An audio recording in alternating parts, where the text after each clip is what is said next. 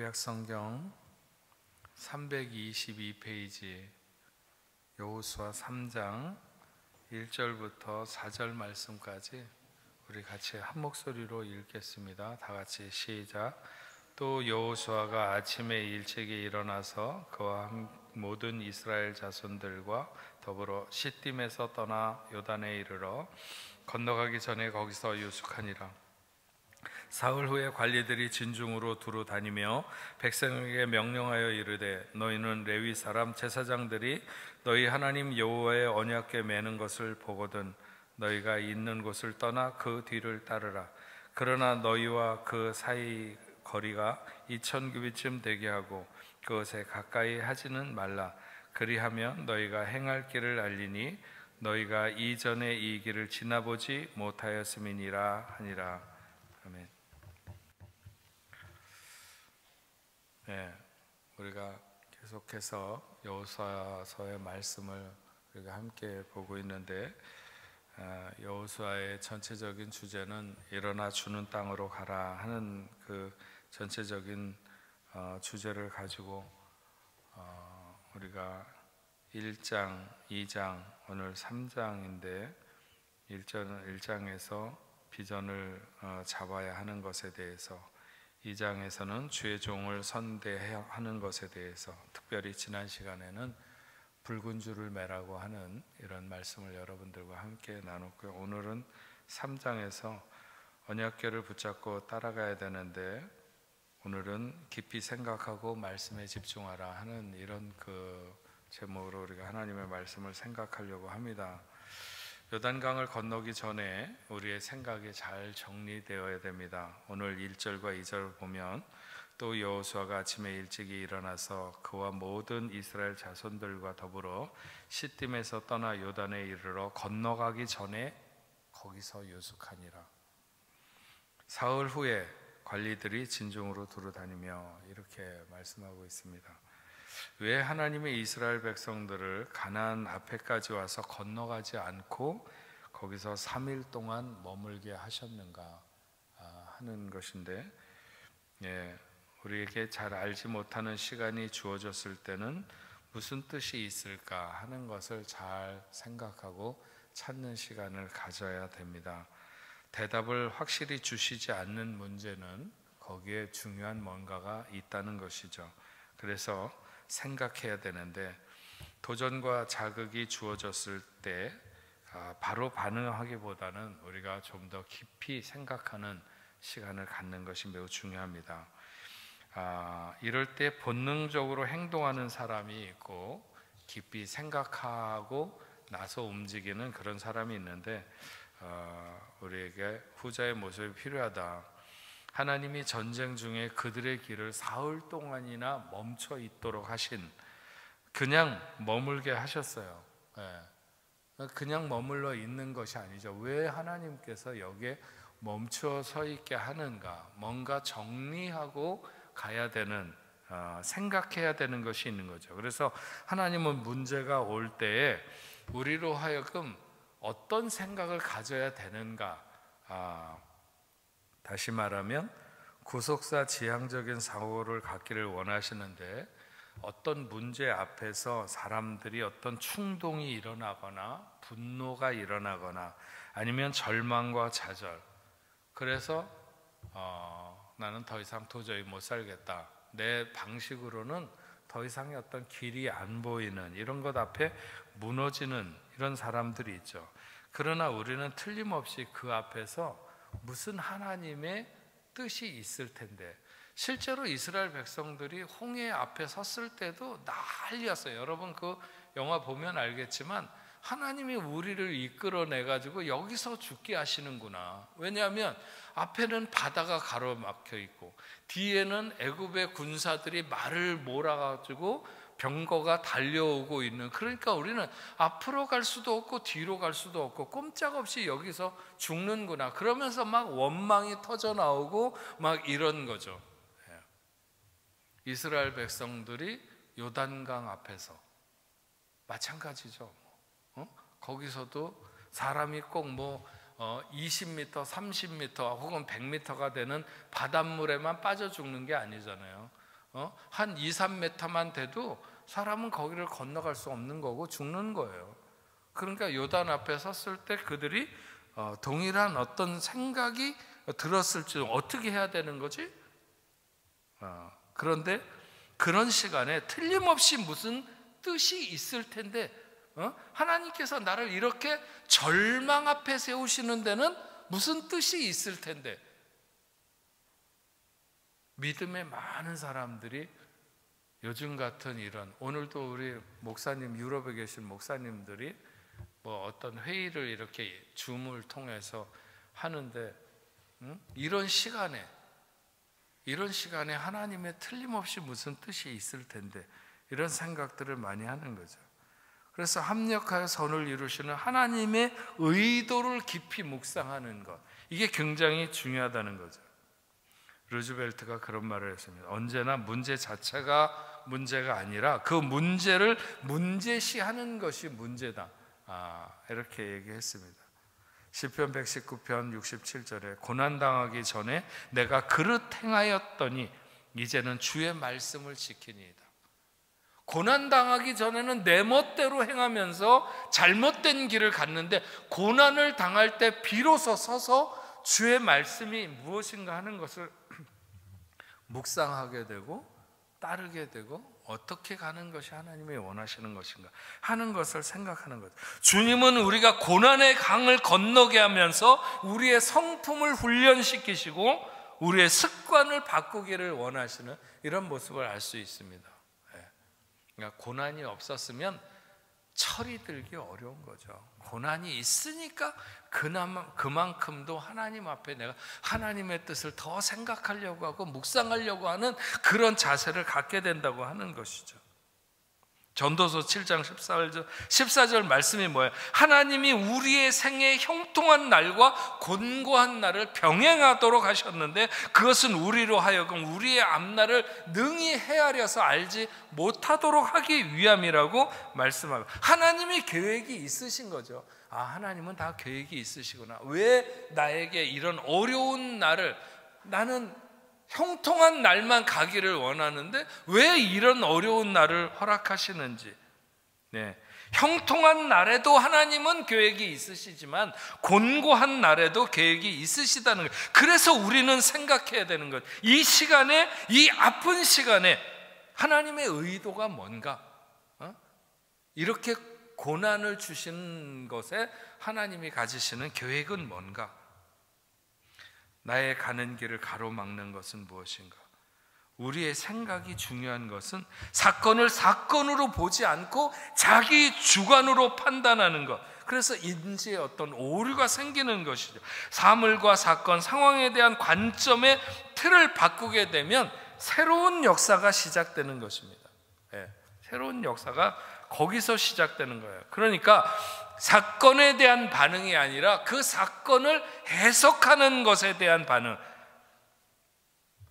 제가 그런 얘기 가끔 하는데, 예를 들어서 자동차를 타고 가다가 자동차가 너무 밀려요. 꽉 이렇게 막 밀리는데 어떤 차가 팍 끼어들려고 하는 거예요. 그러면 자기도 모르게 화가 나가지고 이게 욕을 해주려고 딱 이렇게 욕을 하려고 그러는데 딱 보니까 그 끼어들려고 하는 차의 운전수가 같은 교회를 다니는 집사인 거예요. 그럼 어떻게 돼요? 갑자기 마음이 이렇게 바뀌면서 손을 내밀어서 빨리 들어가. 금방 전까지 막 욕을 하려고 그러다가 같은 교회 김집사네. 그러니까 그럴 수도 있지. 빨리 들어가라고 이렇게 하게 되는, 그렇게 바쁘면 그럴 수도 있지 하면서 갑자기 마음이 너그러워지는 거예요.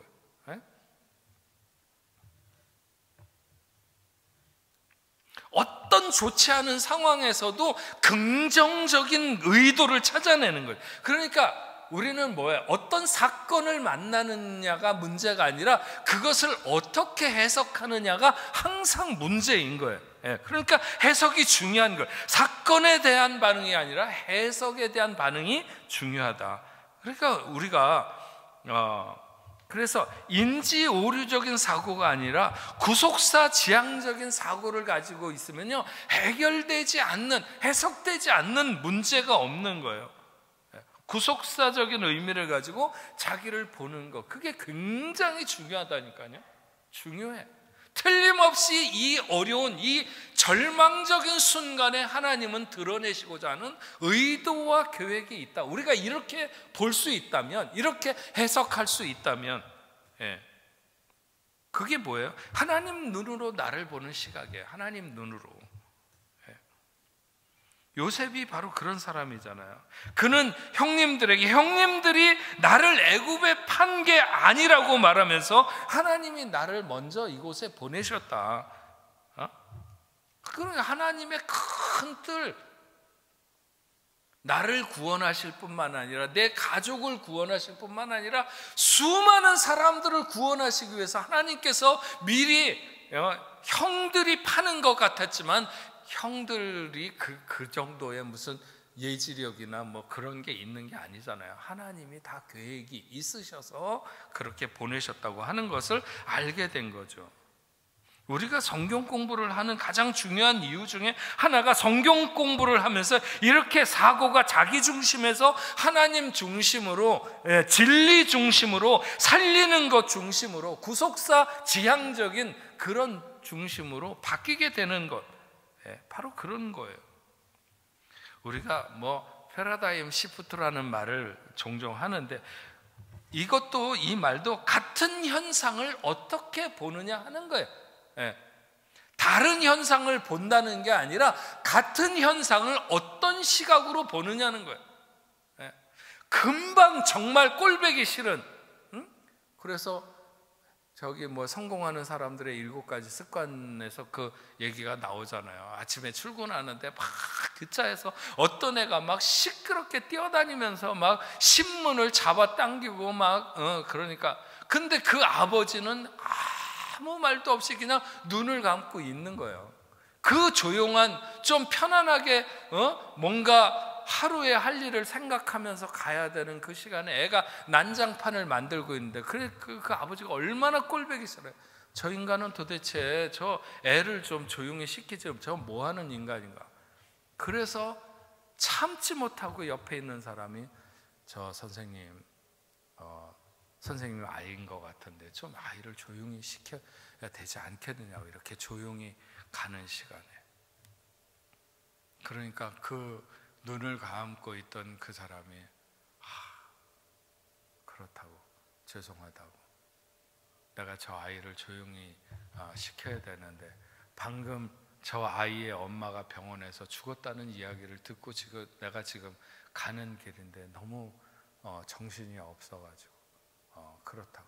그러니까 그 전까지 아이를 조용히 시켜야 되지 않겠느냐고 하는 그 말을 하기 직전까지 저 인간은 도대체 어떤 인간인가, 꼴보기 싫어서 죽여버릴 것 같은 그런 감정이 막 올라오고 있었는데, 방금 저 아이의 엄마가 죽었다고 하는 그 이야기를 듣는 순간에 세상에 저렇게 불쌍하고, 그 아이가 시끄럽게 뛰어노는데 막 자기가 같이 놀아주고 싶어.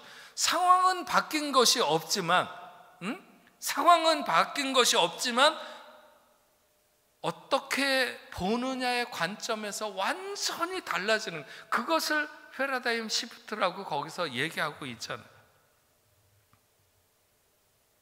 왜곡된 인지가 너무 많죠. 사물에 대한 관점을 바꿔야 됩니다. 자기를 내려놓고 하나님 입장에서 생각하는 훈련을 하게 되면 우리는 다른 인생을 살 수 있다는 거예요.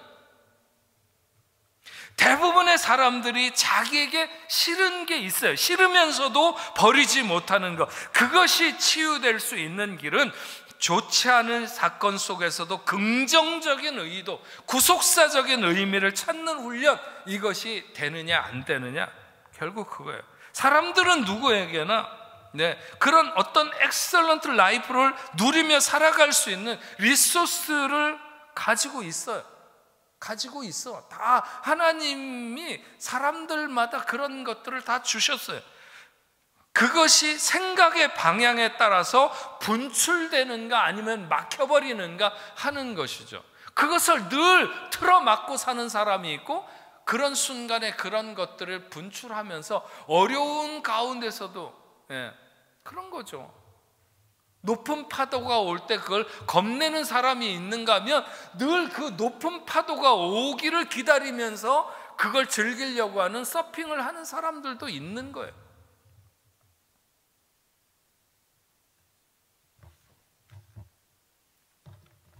그 코이라고 하는 일본 사람들이 관상어로 키우는 물고기에 대한 얘기를 여러분이 아실 거예요. 그 물고기는 어항 속에서 기르면 기껏해야 5cm에서 7cm, 8cm 그 정도 큰다고 그래요.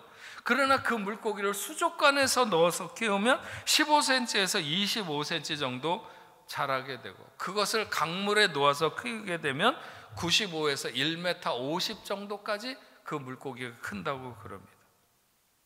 생각이나 사고는 바로 그런 작용을 하는 거예요. 내가 가지고 있는 사고, 가치관들이 어떤 어항 같은 곳에 갇혀 있으면 그 정도로 늘 갇혀 있는 거죠. 그 정도 생각밖에 할 수 없는 거예요. 넓은 세계를 알지 못하는 거예요.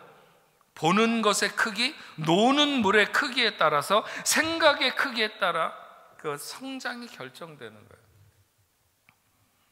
저는 우리 교회 교인들을 보면서 항상 가장 많이 하는 생각이 뭔 줄 알아요? 어떻게 하면 좀 큰 사람이 되게 할까? 어떻게 하면 그 평생 그 별것도 아닌 것 가지고 늘 시비나 걸면서 그렇게 살아가는 사람들이 아니라 조금 더 큰 사람이 될까? 조금 더 큰 사람이 될까? 제가 우리 교회를 그만두고 싶었던 순간이 있었어요. 그냥 더 이상은 내가 목회 못하고 그냥 미국으로 가든지 해야 되겠다. 그랬을 때 내가 그런 얘기를 한번 이렇게 나누는데, 난 그런 그 여러 가지 내가 목회를 이렇게 더 이상 잘 못하겠다 이렇게 생각을 하는 그 순간까지 일어나게 된 여러 가지 그런 것들, 성도들이 목사에게 무엇을 원하는가 하는 것에 대한 생각, 전 너무 잘 알죠. 근데 그때 저에게 그 얘기하신 분이, 목사님, 세상에는 너무 뒷골목에 그 생각을 가지고 살아가는 사람들이 많이 있습니다. 목사님, 그런 거 신경 쓰지 마시고 목사님만 힘을 내서 이렇게 사역을 잘 하시면 우리가 당장에 몇 명이 모이고 뭐 이런 게 무슨 그렇게 크게 문제가 되겠습니까? 목사님 힘 잃지 않으시면 좋겠다고. 결국 그래서 제가 다시 용기를 내고 힘을 내서 목회를 하면서 오늘까지 오게 되고, 그때 이후로도 항상 교인들을 볼 때 어떻게 하면 저 사람을 더 크게 키워줄 수 있을까, 그런 생각을 늘 하면서 이렇게 목회를 합니다. 너무 그 문제도 아닌 아무것도 아닌 것에 매달려가지고 평생을 그렇게 살아가는 것이 아니라 어떻게 하면 더 성장하게, 더 넓은 세계, 하나님의 세계, 그 하나님의 광대함을 보면서 나갈 수 있게 할 수 있을까, 이런 생각을 많이 하죠.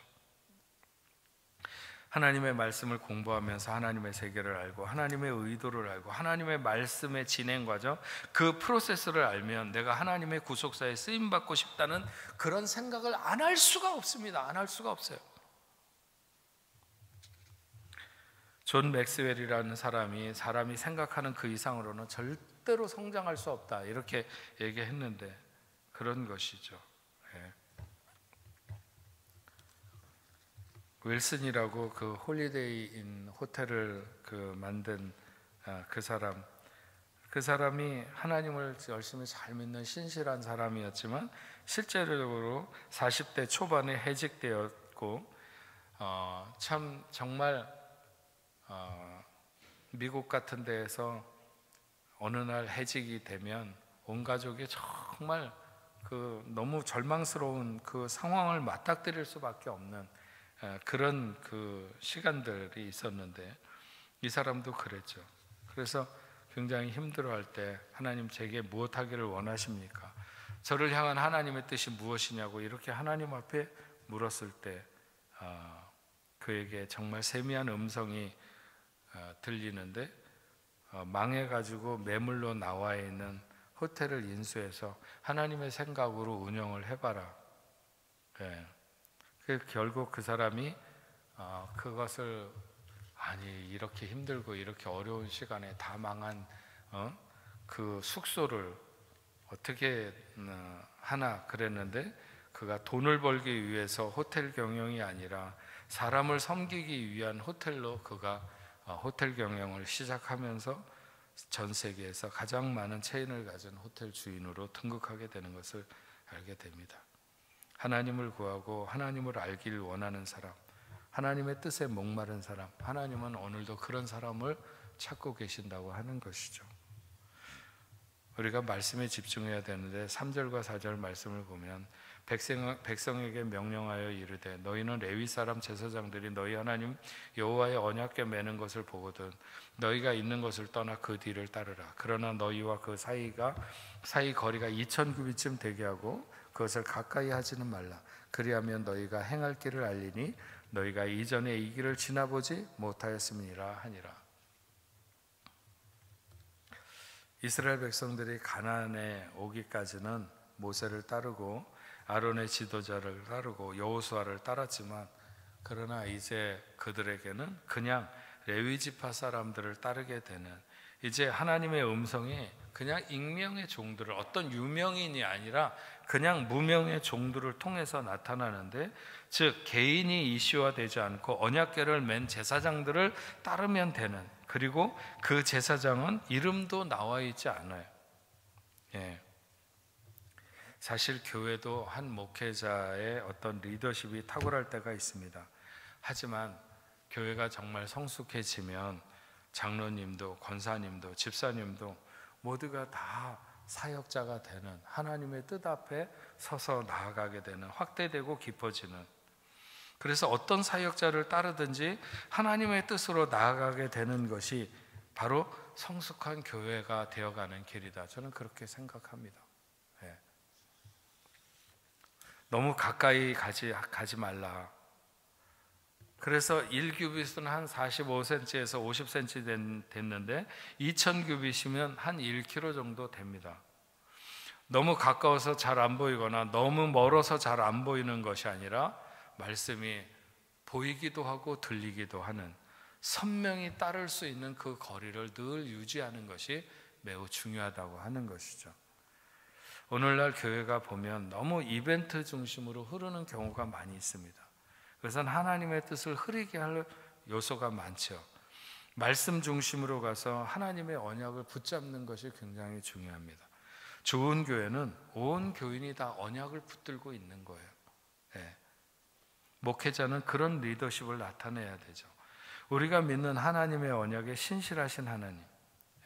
여호수아 21장 45절 말씀에 여호와께서 이스라엘 족속에게 말씀하신 선한 말씀이 하나도 남김없이 다 응하였더라, 이런 말씀이 있습니다. 창세기를 보면 마지막에 그 요셉의 해골을 가지고 나가라 이런 말이 나오잖아요. 그들은 광야 40년 동안 요셉의 해골을 계속해서 가지고 갑니다. 전쟁의 난리 속에서도 7년 동안을 요셉의 해골을 가지고 다닙니다. 그래서 여호수아 24장 32절 말씀을 보면 또 이스라엘 자손이 애굽에서 가지고 온 요셉의 뼈를 세겜에 장사하였으니 이곳은 야곱이 베크시타를 주고 세겜의 아버지 하몰의 자손에게 산 밭이라. 이것이 요셉 자손의 기업이 되었더라, 이렇게 기억합니다. 400년이 지나서 요셉의 뼈를 가지고 나가게 하시고 40년 광야 생활 동안에 7년 가나안 전쟁을 치르는 동안에도 계속해서 이 요셉의 뼈를 통한 하나님의 언약을 이렇게 붙들고 다니는 것이죠. 요셉이 죽고 나서 40년 후에 요셉의 뼈를 들고 나가는 거예요. 그 광야 생활, 그 힘들고 어려운 곳에서도 그 뼈를 놓지 않냐고, 그 다음에 가나안을 정복하는 7년의 전쟁에서도 계속해서 들고 다닙니다. 계속해서. 예. 여러분, 여호수아 6장 26절에 보면 여호수아가 그 대에 맹세하여 이르되 누구든지 일어나서 이 여리고 성을 건축하는 자는 여호와 앞에 저주를 받을 것이라. 그 기초를 쌓을 때 그의 맏아들을 잃을 것이요 그 성문을 세울 때 그 막내 아들을 잃으리라 하였더라. 근데 열왕기상 16장 34절에 가면 그 시대에 베델 사람 히엘이 여리고를 건축하였는데 그가 그 터를 쌓을 때 맏아들 아비람을 잃었고 그 성문을 세울 때 막내 아들 수굽을 잃었으니 여호와께서 눈의 아들 여호수아를 통하여 말씀하신 것 같이 되었더라.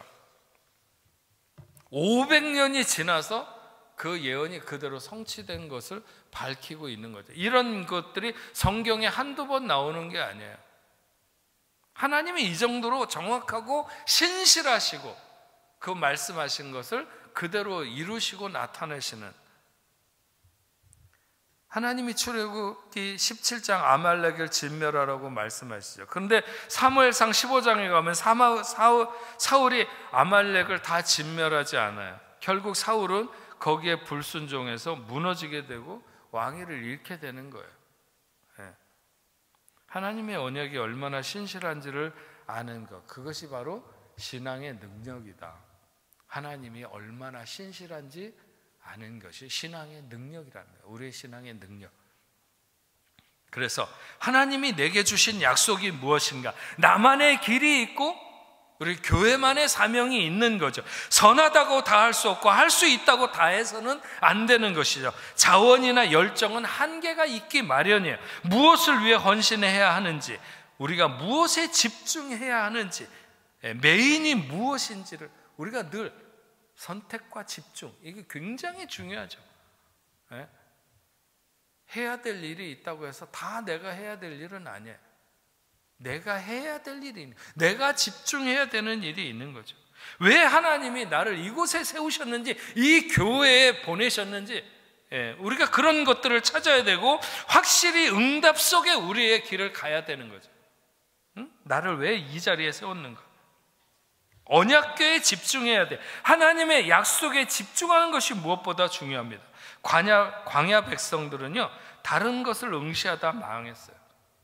왜 그 사람들이 그 땅, 그 광야에서 다 죽었느냐? 하나님이 약속해 놓은 것이 있었는데 왜 다 거기, 자기네들이 바라봐야 되는 것이 아닌 다른 것을 바라봤기 때문에.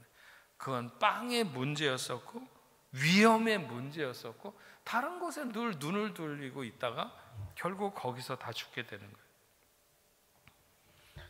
제사장이 언약궤를 매거든 그 뒤를 쫓아라.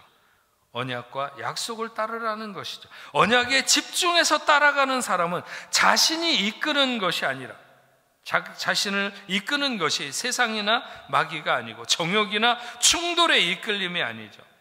어떤 사람은 상처가 끌고 가는 사람도 있어요. 자칫 업적주의에 빠져서 하나님의 인정보다 사람의 인정을 원하면서 나갈 수도 있죠. 미국의 웰로크릭 커뮤니티 처치의 빌 하이블스 목사는 실패를 선언했어요. 자기가 너무 업적주의를 따라가다가 그렇게 됐다. 동료들이 정신과 의사를 만나보라고 그렇게 했다고 합니다. 우리가 하나님의 말씀을 붙들고 살아야 돼요. 말씀을 붙잡은 히브리 민족의 축복.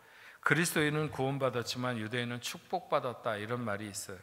하나님의 말씀을 소중히 여기는 열심만큼은 특별했다고 볼 수 있죠. 그래서 지금도 마찬가지잖아요. 이스라엘 백성들이 쉐마 이스라엘, 들으라 이스라엘아, 말씀을 마음에 새기기 위해서 늘 묵상하고 암송하고. 의외로요, 제자 훈련하면서 성경 암송 해보잖아요. 그러면 사람들이 이 단순한 걸 왜 이렇게 맨날 외우라고 그럴까? 지난번에도 우리 서강 목사님도 조금 짜증내시는 것 같더라고요. 그런 건 아닙니까? 맨날 이 성경 공부 2시간 하거나 2시간 반할 때도 있고 그런데 그 중에서 1시간을 넘게 성경 암송만 하는 것 같아요. 뭐 이 사람도 했다가 이 사람도 했다가 이게 같이 모여서 하지 않으니까 한눈에 파악할 수가 없으니까 한 사람씩 시키는 거예요. 그러니까 열 몇 사람이 막 한 20절 30절 외우려고 그러면 계속 하고 또 하고. 근데 나중에 시간 지나놓고 보면 남는 거는 하나님의 말씀 암송하는 것만 남는다는 거죠. 그래서 요즘 제가 이거 바캉스 때 틀림없이 이게 다 또 잊어버릴 텐데, 그래서 내가 이번 주일에는 한번 뭐 카톡을 써가지고 다시 시작해라 그렇게 말을 해야 되겠다고 생각하고 있는데, 말씀을 떠나지 않으면 말씀에 집중하는 사람들, 신명기 6장 10절에 11절 말씀을 보면요, 내 하나님 여호와께서 내 조상 아브라함과 이삭과 야곱을 향하여 내게 주리라 맹세하신 땅으로 너를 들어가게 하시고 내가 건축하지 아니한 크고 아름다운 성읍을 얻게 하시며 내가 채우지 아니한 아름다운 물건이 가득한 집을 얻게 하시며 내가 파지 않은 우물을 차지하게 하시며 내가 심지 아니한 포도원과 감람나무를 차지하게 해서 내가 배불리 먹게 하실 때, 어떤 사람에게 이런 약속이 되어 있는가? 우리는 꼭 내가 심은 걸 내가 먹는 것이 그게 복은 아니야. 우리가 심지 않은 것, 내가 하지 않은 일, 그런 영광을 보게 하는 것, 그게 하나님의 축복이죠. 근데 어떤 사람들에게 하나님의 말씀을 듣고 그 말씀을 새겨 사는 사람들에게 광야에서도, 그래서 광야의 만나를 먹는 걸 뭐라 그래요?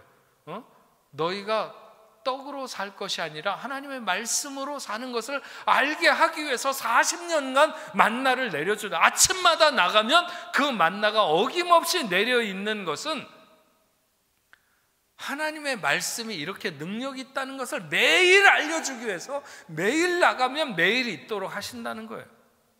그렇게 말씀하고 있는 거죠. 우리가 가끔 얘기하는 것처럼 이스라엘 백성들이요, 그 사람들이 뭐 구원 받았는가 안 받았는가 하는 문제는 접어두고 예수 안 믿으면 뭐 유대인 아니라 유대인 할아버지도 구원받을 수 없어요. 그러니까 예수의 이름으로 구원받는 것은 분명하지만 그래도 말씀을 붙드는 열심은 그 사람, 그래서 유대인들은 우리는 구원받고 그들은 축복받았다 이렇게 얘기를 하는데, 정말 엄청난, 세계 인구의 0.3%의 인구인데 그 사람들이 16억의 아랍인들을 상대로 의 싸움은 항상 이기고, 노벨 수상자의 25%, 미국계 유대인까지 하면 37% 사람들이 노벨상을 수상합니다. 다이아몬드 시장의 98%를 차지하고 1인당 과학 논문을 내는 사람들은 세계 1위입니다. 미국 100대 기업의 40%의 소유주가 유대인들이고, 백만장자의 20%, 국회의원의 10%, 미국 동부 명문대학 교수의 60%가 유대인입니다. 미국 월가의 굵직한 투자은행들은 거의 다 유태계 회사들이고, 언론계, 영화계, 문화계, 하여튼 뭐 이루 말할 수가 없습니다. 그런 것들을 세계에 조금이라도 다 이렇게 눈 뜨고 도대체 무엇이 저들로 하여금 저런 삶을 살아가게 하는가? 그것은 결국은 말씀을 붙들고 있다고 하는 것이죠. 우리가 만약 말씀을 붙들고 마음에 새기며 하나님의 철학과 하나님의 사상이 나의 철학이 되고 나의 중심이 사상이 된다고 한다면, 그러면 우리는 더 놀라운 하나님의 은혜가 역사되는 삶이 될 줄로 믿습니다. 사도행전 20장 32절 말씀에 지금 내가 너희를 주와 및 그 은혜의 말씀께 부탁하노니 이 말씀이 너희를 능히 든든히 세우사 거룩해 하심을 입은 모든 자 가운데 기업이 있게 하시리라. 오늘 말씀 우리가 잘 기억하면서 여러분 두 가지 기억하면 좋겠습니다. 첫째는 요단강을 건너가기 전에 생각하라. 하나님께서 과연 무슨 뜻을 나에게 갖고 계신가? 이 어려움 앞에서, 이 막막함 앞에서 하나님은 나로 하여금 무엇을 바라보게 하시는가? 두 번째로 말씀에 집중해야 됩니다. 우리가 어떤 순간이든 이 말씀에 집중하면 우리는 승리할 수 있습니다. 하나님은 오늘도 우리에게 이것을 원하신다는 사실을 깊이 기억하시고 나간 여러분 되시기를 주의 이름으로 축원합니다. 우리 흩어져서 9시까지 같이 간절하게 기도하겠습니다.